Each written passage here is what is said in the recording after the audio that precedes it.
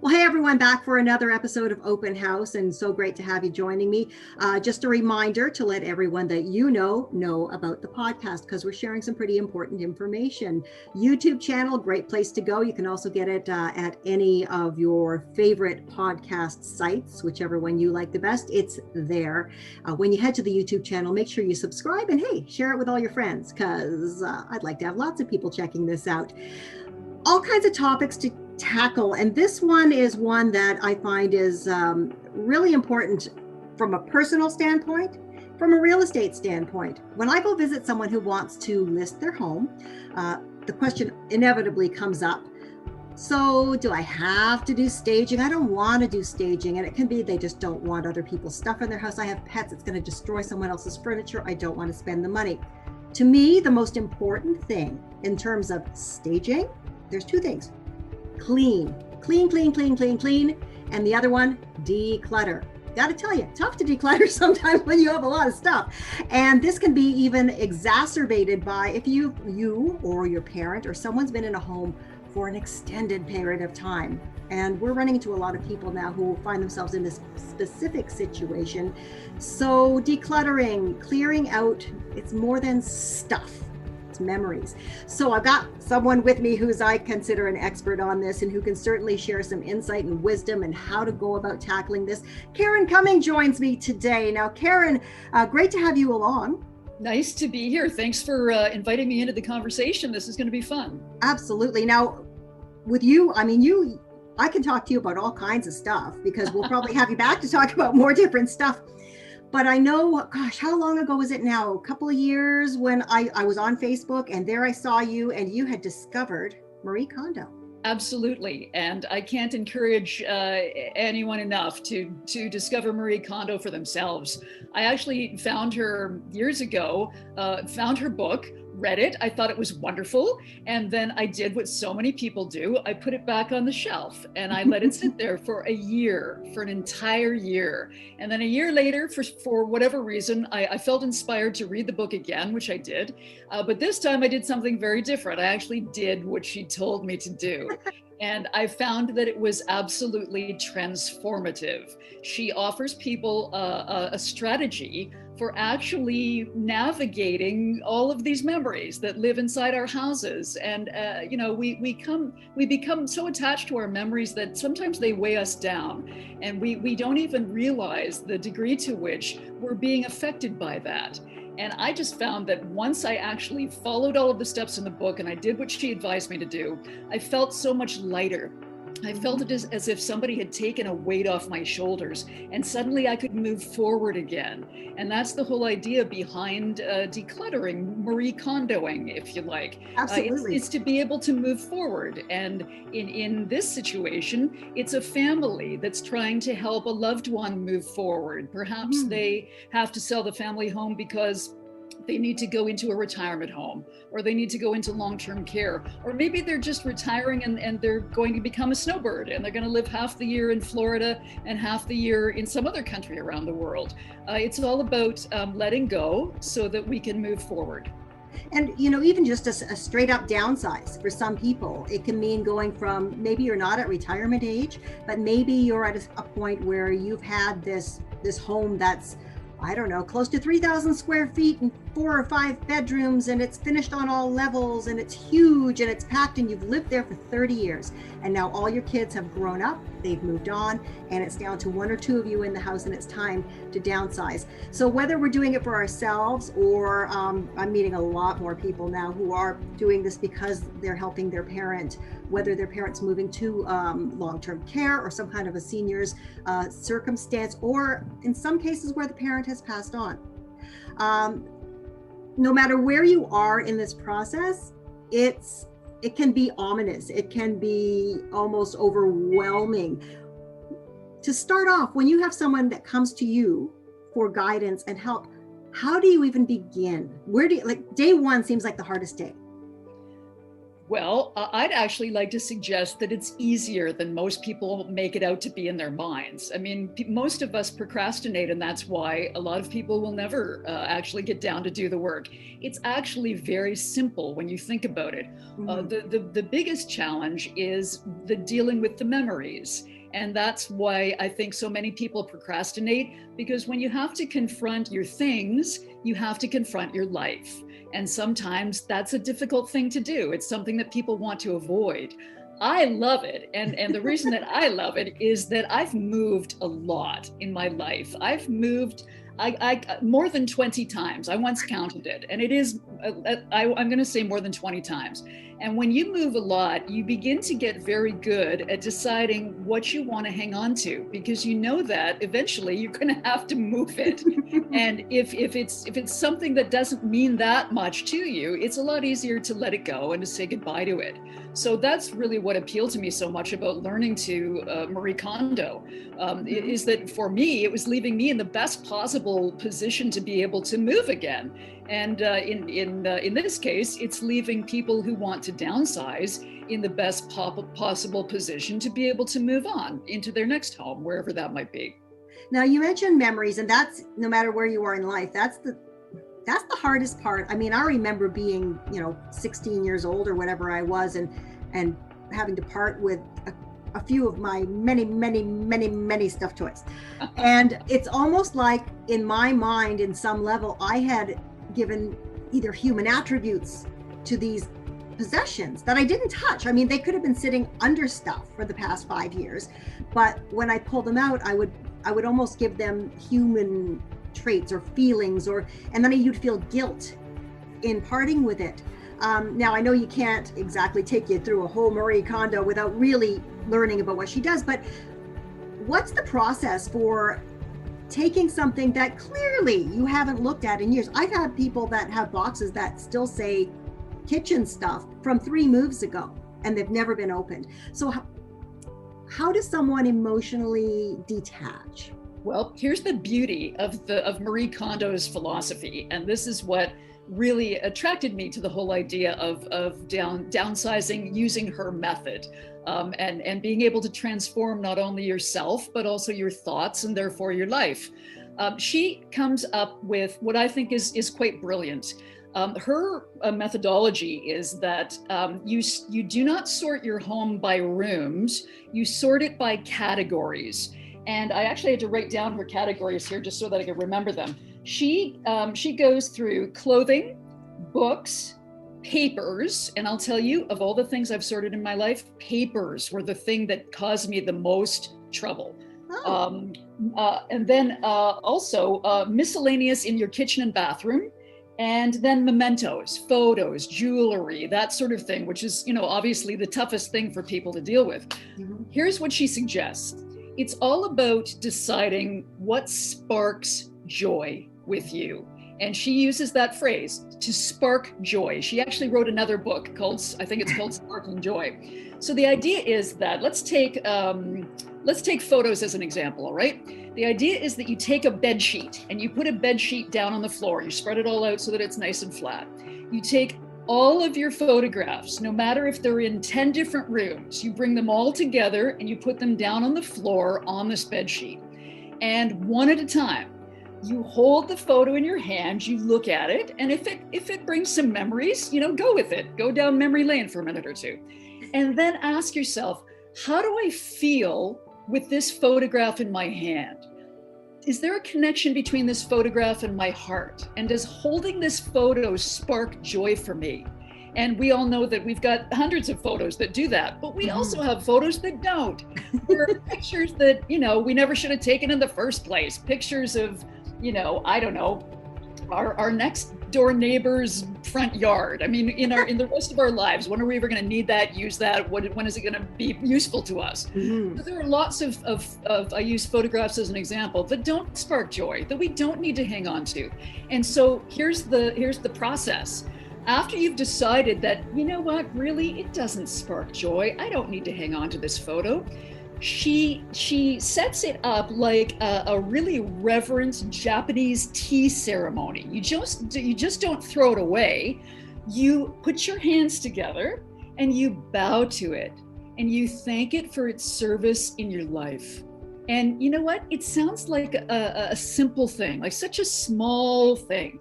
But I'm telling you, it makes all the difference. For me, it has made all the difference to be able to say thank you to these things that have supported me in my life, these things that have brought me joy, love, happiness.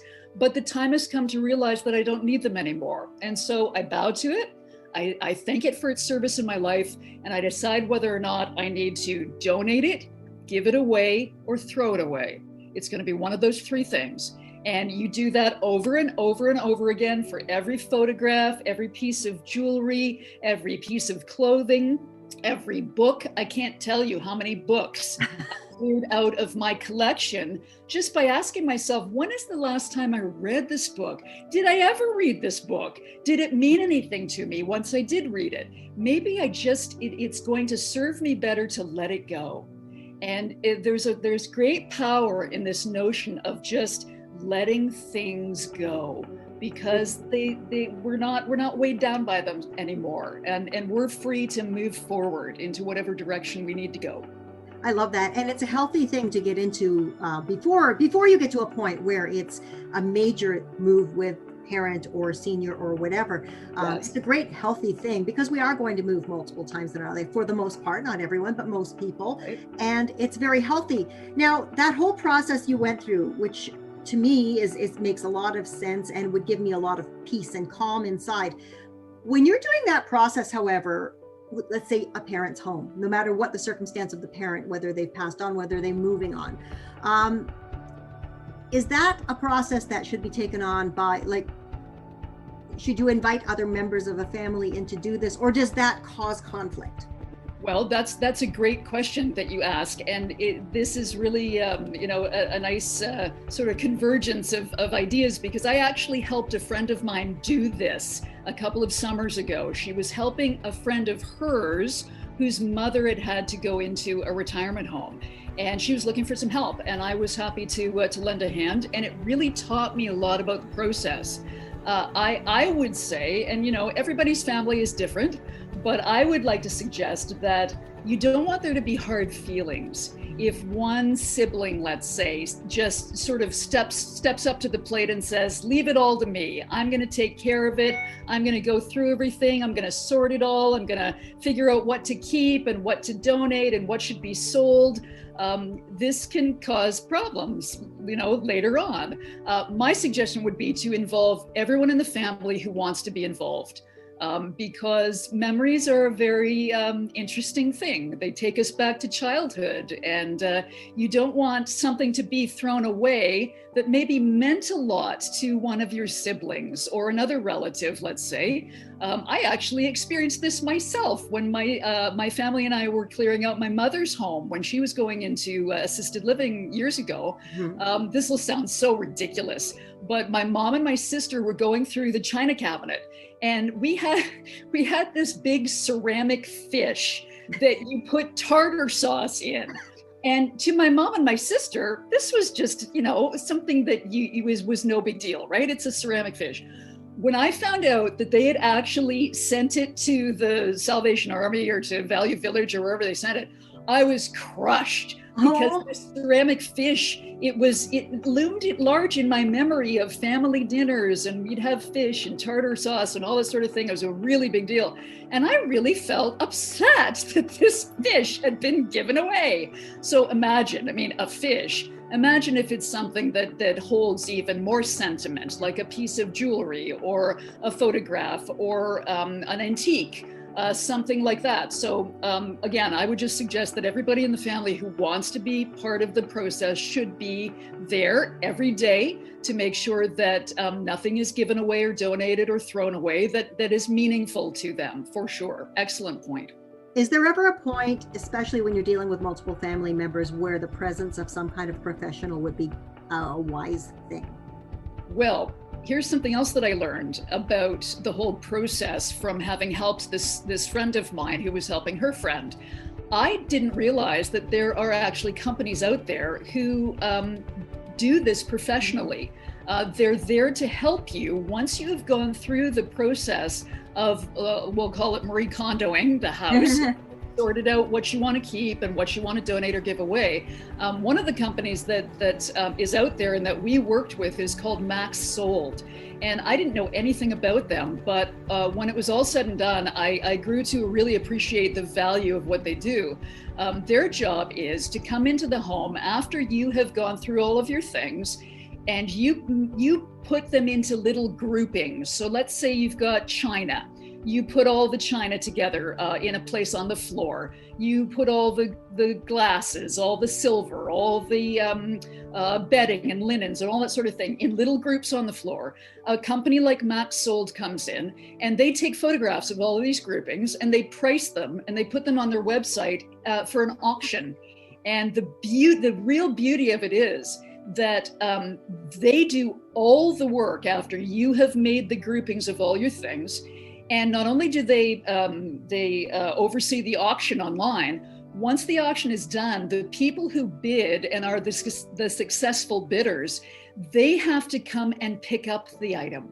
So there's none of this you having to be in the house or deliver things or any of that sort of thing. The company looks after it, and you can go have a cup of coffee with your family, or go have dinner and just be away from the whole process, which you can understand that's actually quite valuable when you don't have to be seeing strangers taking away the things from your house. Maybe it's your childhood house, and even though you think that you're okay with it, it's kind of hard to see somebody take the dining room furniture, let's say, out of your dining room where you've spent many years being with your family. It kind of you feel a twinge. So I think that's one of the biggest pluses that's involved in working together with a company to help you. Yeah.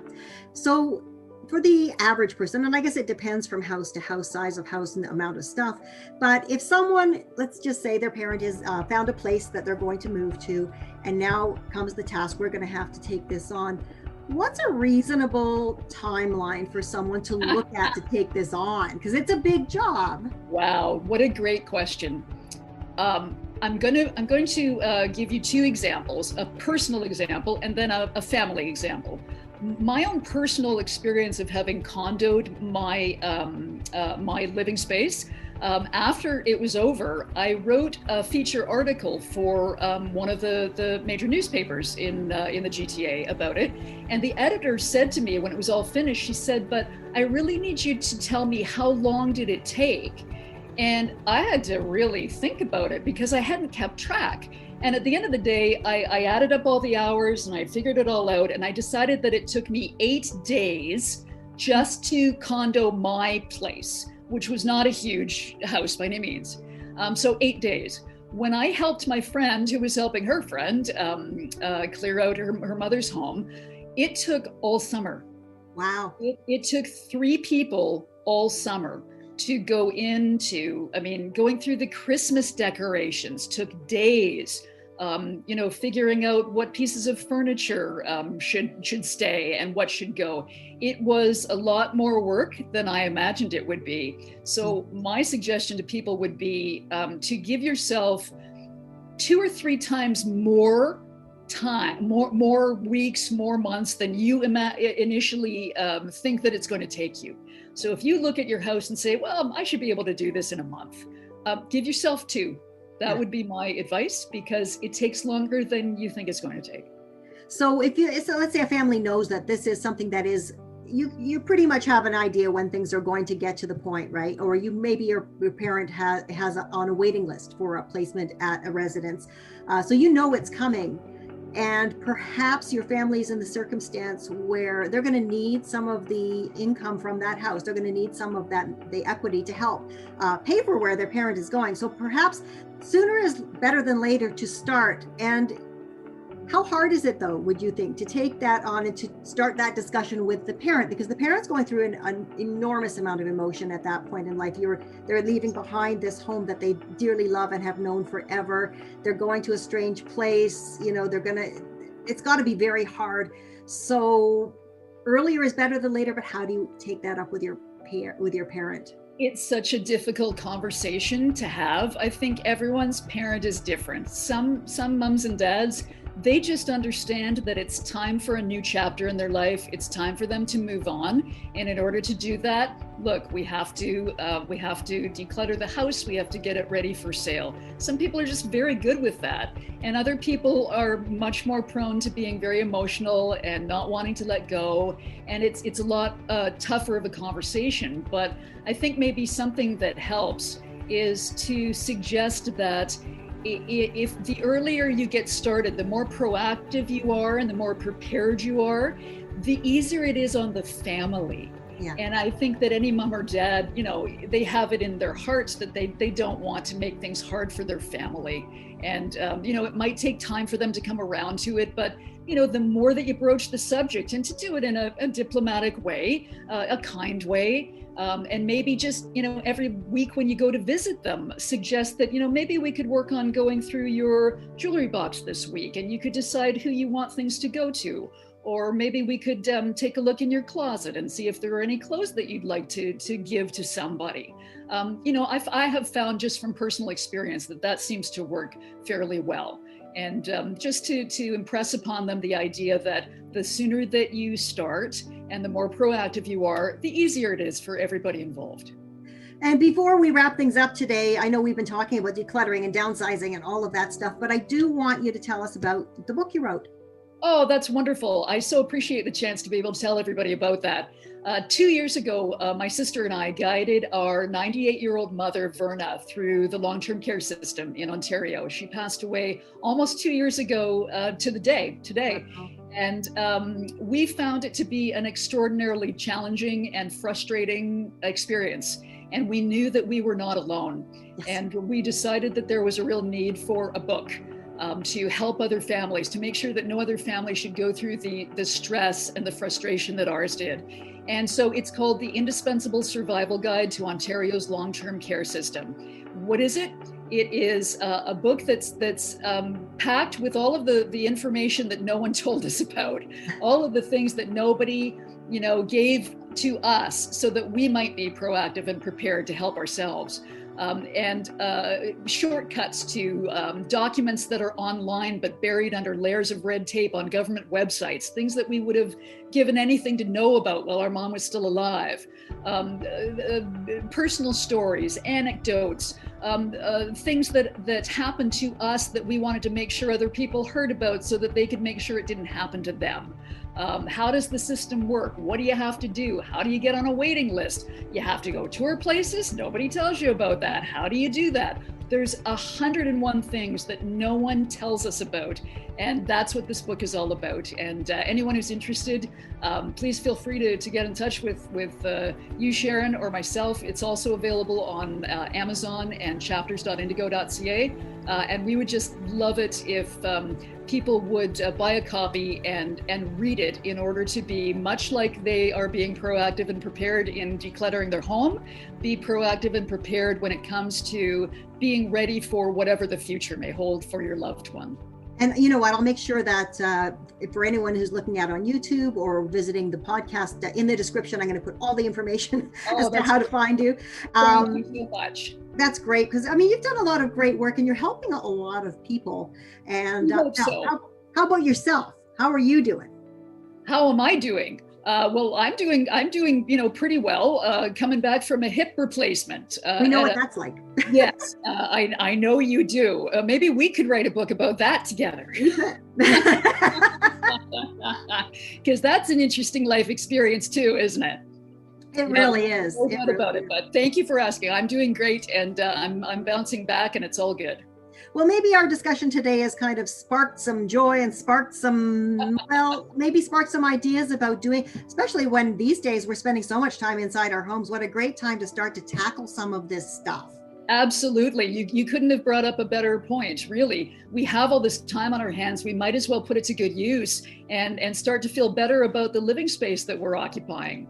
That's for sure. Well, Karen, thank you so much for joining me today for the podcast. And It's been a pleasure. We'll have to talk again soon because we can Thanks, talk. Sharon. It was such a pleasure to be here. Thank you so much for the invitation, and I wish you all the best with your business and with all the help that you're giving to people who really need it these days. Absolutely. Thank you very much. And if you are looking for more information, like I said, I'm going to be putting links on the podcast, on the YouTube. At the very least, you can always reach out through my website and I can direct you where you need to go. So thanks again for joining me today for Open House. And remember to watch for new episodes each and every week. If you have suggestions of maybe topics you'd like me to see me tackle, send those along too, and make sure that you follow, well, I guess, what do you do? Subscribe. That's it. Subscribe to the YouTube channel. I look forward to chatting with you again soon.